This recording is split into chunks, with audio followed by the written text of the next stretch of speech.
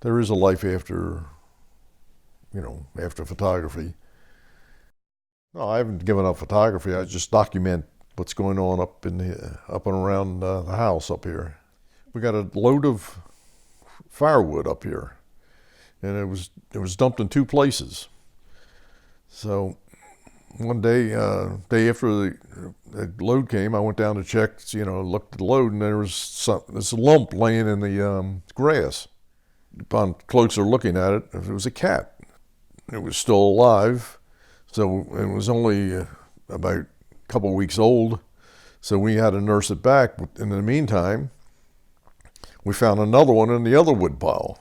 So we ended up with two stray cats. When they were small, they were cute as the dickens. Now they're just big and fat.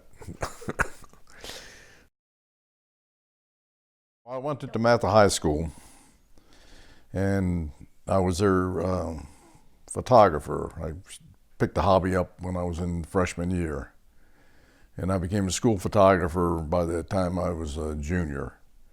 DeMatha had a big upset in the basketball game, and I was approached by the Washington Daily News then, which is now no longer.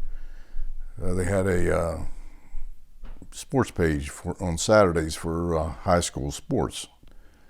And I was approached by a writer who said, would I be willing to sell my pictures to the Daily News? And I says, well, I would love to, but since I was only 15 then, I couldn't drive. So what they said, they'd drive me down there and get the pictures processed. So I says, okay, fine.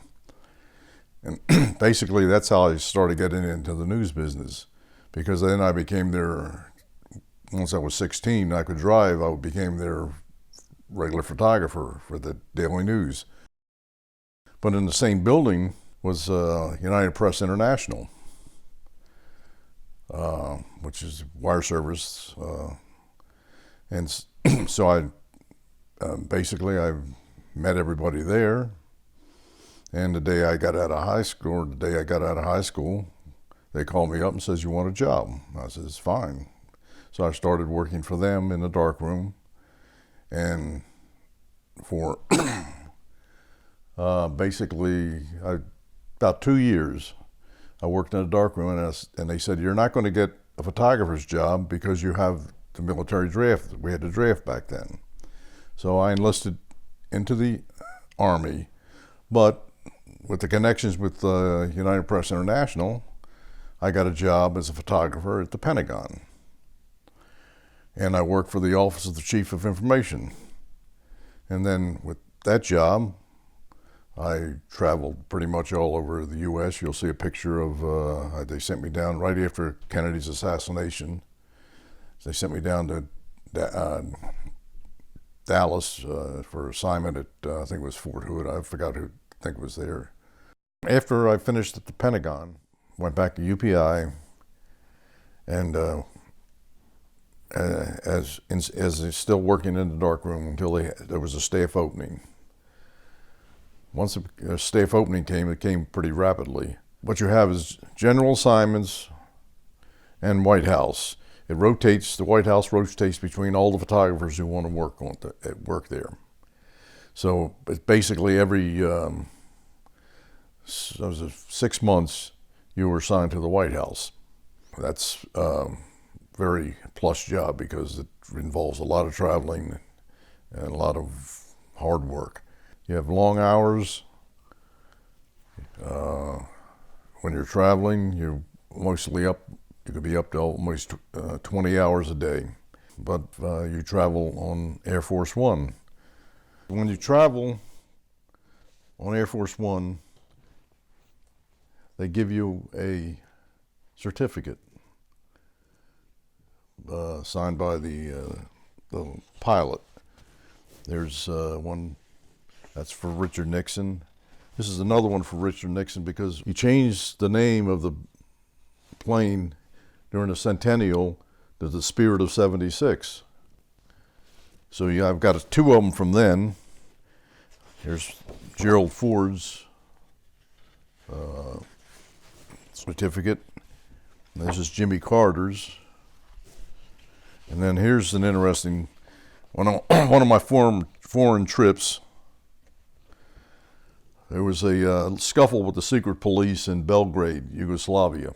Well, I didn't like being pushed around, and they didn't like it, so we got in a scuffle, and they threw me in the presidential limousine until we got back to they kept me there until we got back to Air Force One and left the country. So they gave me a little award on there they called the Battle of Belgrade. That was a fun little thing. When I was still working in a darkroom, but I had back then there was very lax security basically at the White House, so the White House photographer got me cleared in, so I went over there for one day to take pictures of him doing the daily routine. You'll see him in the Oval Office with some dignitaries, and then him outside after he greeted some diplomat. He's just standing there with his hands in his pockets, which I think is a nice picture. Those pictures have never been published. They're very rare. I don't know what I'm going to do with them, but they're rare. Up in Camp David, that's a funny, very funny one. They had a troops in review for Henry Kissinger, and so I forgot what diplomat it was up there, but a deer standing at attention at in the line of the troops. And then after it was all over with, I went over there, and I mean, it was a very friendly deer.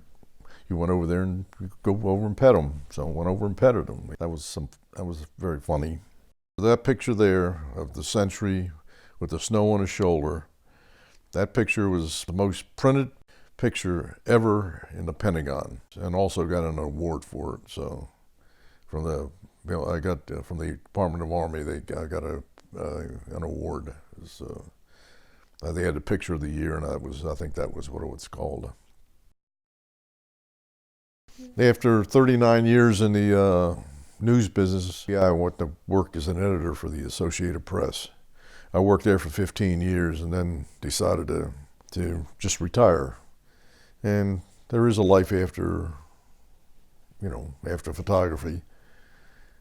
And moved up here to Mount Airy, and just basically chill back and watch dogs grow and die and cats come and go. I mean, that's pretty much it.